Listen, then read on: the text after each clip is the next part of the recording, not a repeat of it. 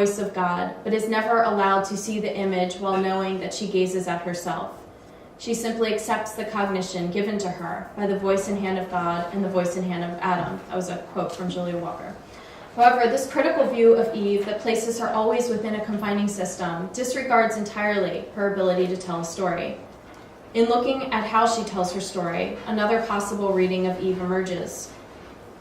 As she narrates her beginning in Book 4, Eve now knows that this self-image she first sees is unacceptable to God. But she does not tell the story this way. She doesn't start off by saying something like, "Ha, what a funny mistake I made," or "I realized I wasn't supposed to be into my image, of course, but here's what happened anyway." Instead, she narrates this moment as a serious one and says that she is pleased with her own image. Walker contends that trapped within this patriarchal system, Eve is, quote, never allowed to know that the image she sees is herself. In other words, she's denied any level of self-recognition or self-knowledge.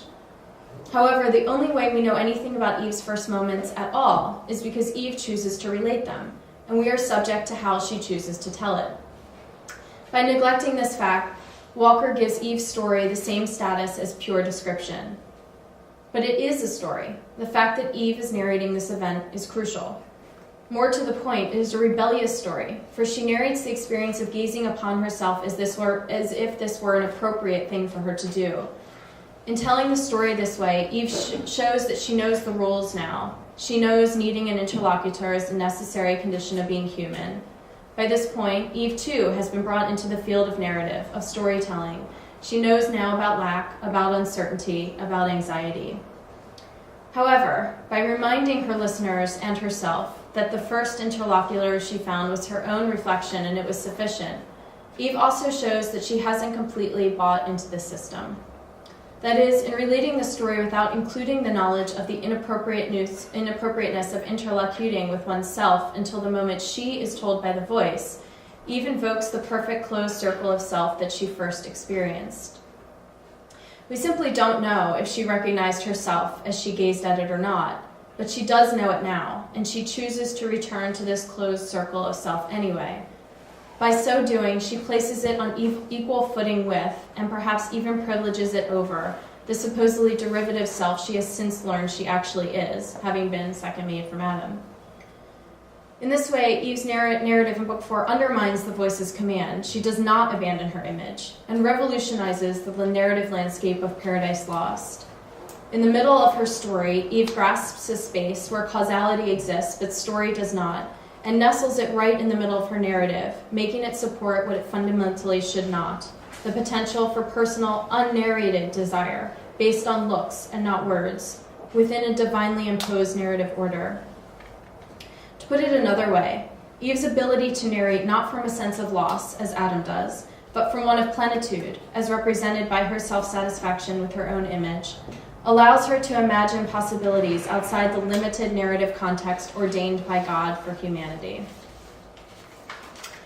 Milton gives both Adam and Eve a chance to tell their stories, but Milton decides where to place them in his epic retelling of the book of Genesis. The accidental plays a key role in their stories. Both search for answers, but Adam happens to look up at the sky, which doesn't answer, while Adam happens to look over and see herself, who does. Yet there is nothing accidental about Milton placing Eve's story first. Rather than being purely derived from Adam, Eve tells the original story of human consciousness in an original way. When Adam relates his story later, he has already heard Eve's version, and he repeats some of the same tropes and even language she uses, without any of the innovation. Milton creates an Adam whose mind can only think in storied if-then formats, and who is always anxiously aware of pleasing his audience. And Milton creates an Eve who can always imagine, and thus return to, a space that resists story even as she tells one. According to the Bible and to theological tradition, Adam is most closely tied to God. Eve is second made, created by Adam's desire and derived from his bone.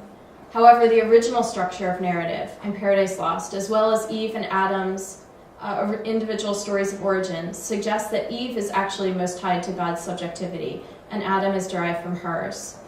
Thus, Milton rewrites Genesis and defies its theological authority, asserting his own authority and his own originality in its place.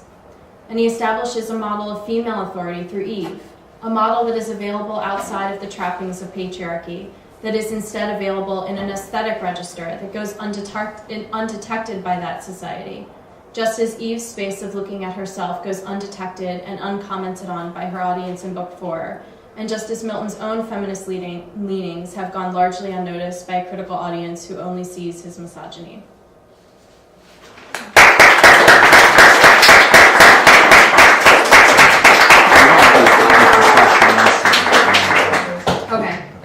Yeah, sorry. Okay, so there's actually no time. I apparently took up all the time with my own ideas. But I'd love to talk about it if anyone has any feedback later. Thanks.